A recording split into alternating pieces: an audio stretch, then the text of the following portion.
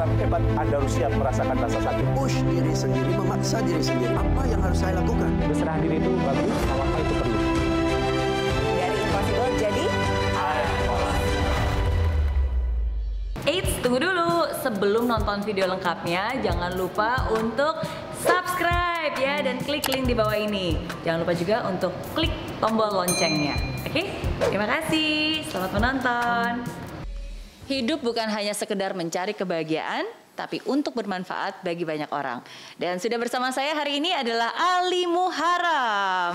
Hai Ali. Halo Miss Mary, terima kasih banyak udah ngundang saya. Sama-sama, terima kasih sudah hadir di I'm Possible. Yeah. Nah, pengen denger dulu nih, jadi pengusaha makanan ringan, apakah ini udah cita-cita dari kecil waktu itu?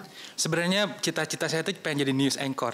Oke. Atau nggak pengen jadi penulis novel gitu. Dan untuk menjadi pengusaha itu mungkin pikiran yang ketiga kali ya. Oke, jadi ini sebenarnya cita-cita yang ketiga. Tapi sebenarnya kepleset sih pengusaha itu karena saya waktu dulu itu hidup saya tuh nggak enak banget gitu dan akhirnya memutuskan oke deh saya ambil leap of faith. Oke, seberapa nggak enaknya hidup Mas Ali dulu? Oke, nggak enaknya tuh misalnya gini, saya ke Jakarta dari tahun 2005 dan saya harus dari nol banget, nggak ada saudara, nggak ada siapa-siapa, dan saya bertahan itu sampai nggak makan 2 hari, saya makan jambu batu untuk ganjal perut. Istilahnya saya hidup dari hari ke hari itu hanya gimana caranya bisa bertahan, bisa dapat makan gitu. Dan saya bertahun-tahun di posisi itu berada di titik pemikiran bahwa ini kalau kita seperti ini terus gimana kita bisa bermanfaat buat orang gitu. Jadi saya memutuskan ya usaha salah satu. Dan usaha. Oke. Memangnya apa yang membuat Mas Ali pengen ke Jakarta? Soalnya kan Jakarta ibu kota yang katanya ibu kota lebih kejam daripada ibu tiri. Asalnya Tasikmalaya kan? Iya, betul. Iya. Tasikmalaya. Kalau udah tahu ibu kota sekejam itu, apalagi nggak punya rencana, apalagi nggak punya siapa-siapa, terus ngapain datang ke ibu kota? Memangnya apa yang terjadi di Tasikmalaya? Saya termasuk orang yang pemikirannya hanya bisa berkembang di kota besar.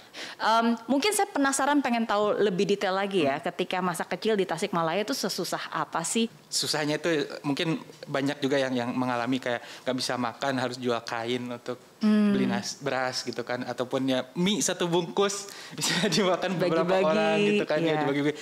Semacam itulah. Saya dengar juga sempat ngumpulin apa tuh, kresekan, kantong plastik kresekan? Ya, kantong itu waktu kecil sih. Waktu kecil saya jualan kantong kresek di pasar.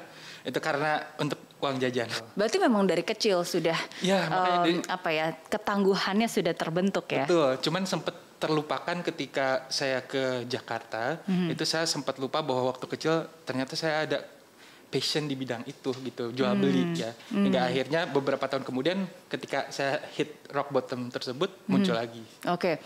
Apa rock bottom ya, titik terendah ketika waktu itu di Jakarta? Kan susah-susah tuh tadi kan, benar-benar nggak ada siapa-siapa, nggak ada kenalan, dan mau cari kerja juga nggak mudah. Lalu apa yang menjadi titik baliknya? Saya kerja di nulis skenario, di penulis senior untuk sinetron di satu stasiun televisi. Dan beberapa bulan kemudian karir saya, progres kerja saya downfall gitu. Karena saya merasa jenuh dengan rutinitas, saya harus melakukan hal-hal yang sama, saya tidak mempunyai kebebasan untuk explore ide saya. Dan harus kembali lagi ke bawah lagi gitu. Untuk makan pun susah lagi, saya harus jual handphone lagi kayak gitu. Oke, jadi langkah apa yang dirubah? Karena kan katanya tadi berarti kan kita harus mengubah pola. Apa pola yang salah waktu itu dilakukan dan dirubah menjadi pola yang benar seperti apa? Saya terjun ke jalan. Hah? Terjun ke jalan? Betul. Jualan makanan itu saya belum seperti sekarang. Jadi saya ke Jatinangor, saya di gerobak, saya jualan menjajakan ke pejalan kaki kampus di Jatinangor itu IPDN kalau nggak salah. Situ saya benar-benar kayak abang-abang gerobakan, saya masak di situ. Masak apa? Tunggu. Tadi kan sebenarnya penulis ya. Sebagai penulis kan lebih enak. Soalnya kan itu nggak bermodal, nggak beresiko. Pokoknya cari kerja aja. Kalau misalnya ada ya udah kita nulis dapat uang kan. Tanpa resiko nggak ada gain. Tanpa resiko nggak ada gain. Oke. Terus akhirnya memutuskan untuk meninggalkan kantoran dan turun ke jalanan. Jualan. Di gerobak. Di gerobak. Jualan apa? Ya makanan yang makaroni kering itu yang sekarang saya jual. Siapa yang buat? Saya sendiri. Buat sendiri? Iya. Kok tapi bisa makanannya, masak? Iya, itu kan dari bahan setengah mentah, setengah jadi, lalu digoreng di gerobak. Oke. Gitu. Tapi kalau untuk yang bahan mentahnya saya belanja di Tasikmalaya.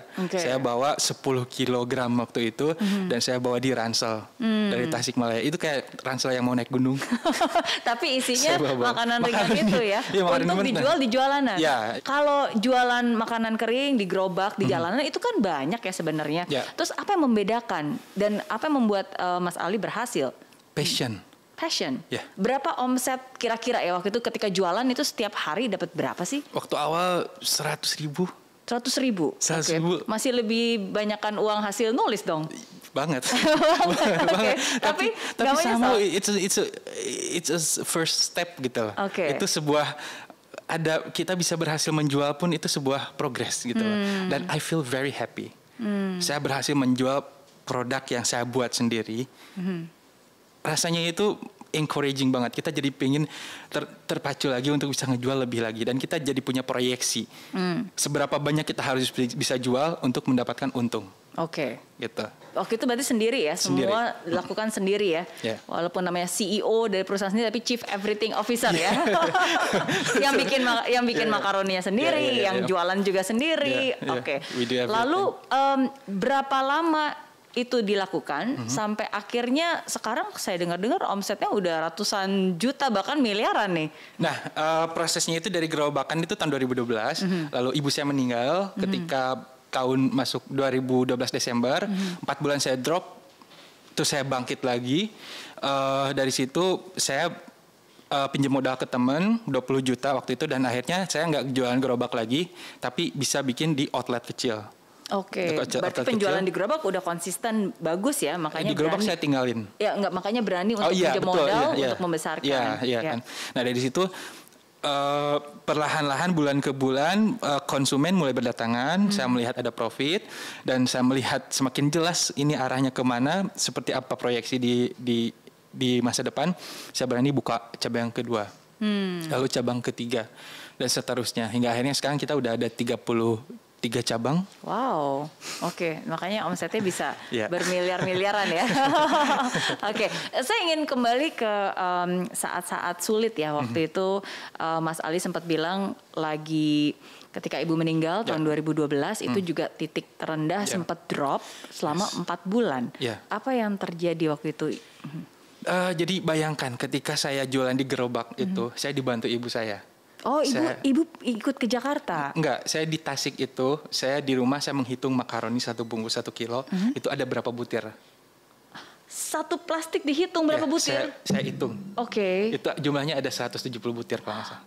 Gitu. Untuk menentukan saya HPP harus berapa. Wow. Gitu. Dan sampai segitu detailnya. Dan minyak berapa kali goreng habis. Gas tabung hijau berapa kali goreng habis. Gitu. Dari situ ibu saya bantu. Saya nanya harga, saya buta dengan harga minyak, harga gas seperti itu, ibu saya bantu dan ibu saya bereaksi ketika saya pulang ke Tasik pas habis jualan gerobak. Beliau ngasih komentar gini, hitam banget ya badannya karena saya panas-panasan. Saya ke ibu saya bilang nggak apa-apa ini awal. Suatu saat nanti ini nggak akan seperti ini lagi. Saya semangat kok ngejalaninnya gitu. Dan ibu saya ngelihat ada sorot harapan, rasa percaya gitu karena saya termasuk anak yang susah diatur. Saya termasuk anak yang nakal gitu. Nakal itu keras kepala gitu. Ya udah akhirnya saya nggak ada semangat lagi, saya memutuskan untuk udah deh, saya pengen kerja jadi chef aja karena memasak itu passion saya juga gitu. Seenggaknya I will feel happy. Ya karena ketika tujuan untuk berusaha itu adalah untuk ibu dan ketika ibu tidak ada berarti tujuannya juga hilang. Motivasinya juga jadi hilang, jadi hilang tanpa arah kan, tanpa tujuan. Tapi apa pesan yang selalu diingat dari ibu? Ibu saya bukan tipikal yang ngasih wejangan, tapi lebih ke ngasih contoh melalui tindakan, gitu. Cuman ada satu hal yang saya ingat banget, kita ini tidak seperti ini bunyinya mungkin agak-agak kurang enak ya, seperti ular gitu. Ular selalu ganti kulit kayak memperpanjang usia gitu. Tapi kita tidak, kulit kita akan semakin keriput, kita akan tua gitu. Jadi perjalanan hidup kita ditandai oleh segala tindak tanduk kita, perbuatan kita, apakah perbuatan baik atau buruk gitu. Jadi harus selalu beribadah, mungkin mengingatkan untuk sholat gitu kan, dan mendekatkan diri kepada Tuhan, jangan sampai melakukan hal yang jahat. Itu selalu ingat dari ibu saya. Iya, tetap berbuat baik di situasi yang tidak baik sekalipun. Meskipun seperti itu. Di aplikasi Mary Riana tersedia lengkap video-video YouTube terbaru saya, artikel yang up to date, post inspirasi, koleksi merchandise, workshop dan seminar yang bisa kamu dapatkan free, dan download sekarang juga gratis.